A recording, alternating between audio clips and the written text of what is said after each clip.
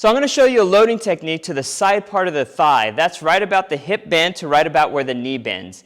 So you can use a ball when you do this, which probably I wouldn't suggest if you're first starting off, or use a foam roller because it's a lot more generous, or something equivalent. So there's two different ways that you can do this. You can do it side lying, or you can do this against the wall. I'm going to actually show you on the floor, side lying. So I'm going to place the roller on the floor. I'm going to place my hip right on top of the roller.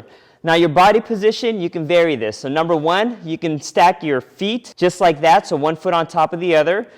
Number two, you can keep one foot in front, which is a little bit more generous, another option. Now when you do this, keep in mind that you can tilt your body back, so you're getting a little bit more of the back thigh.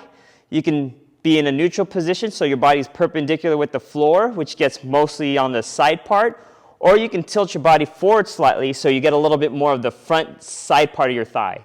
So I'm going to be a little bit more upright just like this, so I'm perpendicular to the floor. Go into this position, and then I'm just going to move my body this direction so the roller goes down my thigh until I feel tension or until I feel sensitivity in a certain area. Once I do, then I'm going to hold that there. So the first technique is called a seek and destroy. So I sought this area, now I'm going to destroy it. So I'm just going to hold it there and just allow my body to sink into it a little bit more. If I want to add more weight, I can definitely stack my opposite leg on top of it so it adds more pressure so it sinks into that tissue.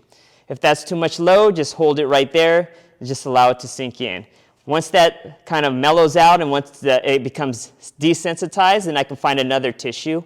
Same sensitivity, which is right there. Now with this one, I'm going to show you the second option, which is called the pin and stretch. So I'm pinning it down, now I'm going to stretch the tissue out. So to stretch it out, I can bend the knee, or I can straighten out the knee. Then I can bend it again, and then straighten it out.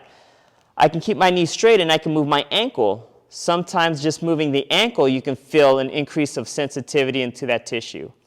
The other option you can do is you can actually do the tilt. So while I'm pinning it down, I can stretch it this direction or go this direction a little bit more. Sometimes if you actually take your arm and push it upward just like that, that might actually increase the load into that tissue and you might feel more of a stretch. So from here and then just pressing up. Once that sensitivity starts to dissipate, then again you can progress to the next tissue.